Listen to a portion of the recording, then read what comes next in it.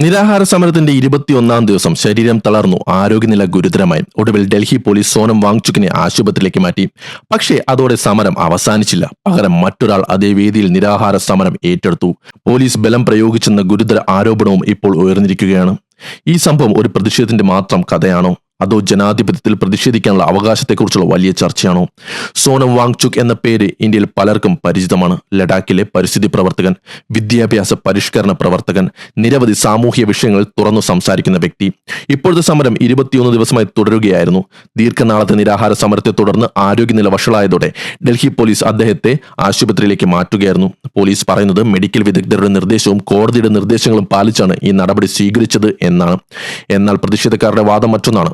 അവരുടെ ആരോപണം പോലീസ് സമരവേദിയിൽ ബലം പ്രയോഗിച്ചുവെന്നും പ്രതിഷേധക്കാരെ വലിച്ചിഴച്ചുവെന്നുമാണ്. വാങ്ചുക്കിനെ അദ്ദേഹത്തിന്റെ സമ്മതമില്ലാതെ ആശുപത്രിയിലേക്ക് കൊണ്ടുപോയെന്നാണ് അവർ പറയുന്നത്. ഈ സംഭവത്തിൽ ഏറ്റവും ശ്രദ്ധേയമായ മറ്റൊരു കാര്യം എന്തെന്നാൽ, വാങ്ചുക്കിനെ ആശുപത്രിയിലേക്ക് മാറ്റിയതിന് പിന്നാലെ CJP സ്ഥാപകനായ അഭിജിത് ദീപ്കെ അതേ വേദിയിൽ അനിശ്ചിതകാല നിരാഹാര സമരം ആരംഭിച്ചു. അദ്ദേഹം മാധ്യമങ്ങളോട് പറഞ്ഞത് സമരം അവസാനിച്ചിട്ടില്ല, അത് ഇനി മറ്റൊരാൾ തുടരുകയാണ് എന്നായിരുന്നു. കൂടാതെ പ്രതിഷേധക്കാരോട് പോലീസ് അതിക്രമം നടത്തിയെന്നും അദ്ദേഹം ആരോപിച്ചു. ഇവിടെ രണ്ട് വ്യത്യസ്ത കഥകളാണ് നമുക്ക് കാണാൻ കഴിയുന്നത്. ഒരു ഭാഗത്ത് സർക്കാർ സംവിധാനവും പോലീസും പറയുന്നത്, ഒരു മനുഷ്യന്റെ ജീവൻ അപകടത്തിലായ നോക്കി നിൽക്കാനാകില്ല. ഡോക്ടർമാരുടെ നിർദ്ദേശം ലഭിച്ചാൽ ചികിത്സ ഉറപ്പാക്കേണ്ടത് ഭരണകൂടത്തിന്റെ ഉത്തരവാദിത്തമാണ്.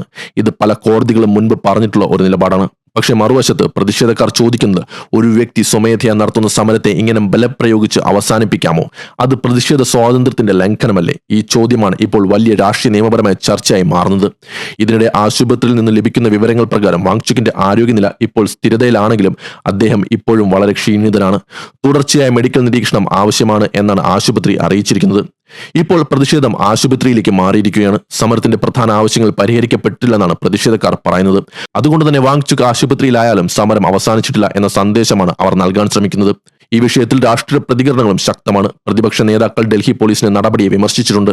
സമാധാനപരമായ പ്രതിഷേധം അടിച്ചമർത്തുന്ന ശ്രമമാണിതെന്നാണ് അവരുടെ ആരോപണം. അതേസമയം സർക്കാർ അനുകൂല വാദം പറയുന്നവർ, ജീവൻ രക്ഷിക്കേണ്ടത് സർക്കാരിന്റെ കടമയാണ്, ആരോഗ്യനില മോശമാകുമ്പോൾ ഇടപെടാതെ ഇരിക്കാൻ കഴിയില്ല എന്ന നിലപാടാണ് സ്വീകരിക്കുന്നത്. ഇതുകൊണ്ട് തന്നെ ഈ സംഭവം ഒരു വ്യക്തിയുടെ ആശുപത്രി പ്രവേശനം എന്നതിലുപരി ഒരു വലിയ ചർച്ചയ്ക്ക് വഴിയൊരുക്കുകയാണ്. ഒരു ജനാധിപത്യ രാജ്യത്ത് പ്രതിഷേധിക്കാനുള്ള അവകാശം എവിടെ വരെ? ഒരു വ്യക്തി നിരാഹാര സമരം നടത്തി ജീവൻ അപകടത്തിലാകുമ്പോൾ സർക്കാർ ഇടപെടേണ്ട പരിധി എന്താണ്? പ്രതിഷേധ സ്വാതന്ത്ര്യം, ജീവൻ സംരക്ഷിക്കാനുള്ള ഭരണകൂടത്തിന്റെ ഉത്തരവാദിത്വവും തമ്മിലുള്ള അതിരെവിടെയാണ്? ഈ ചോദ്യങ്ങൾക്ക് വ്യക്തമായ ഉത്തരങ്ങൾ കണ്ടെത്തുക എളുപ്പമല്ല.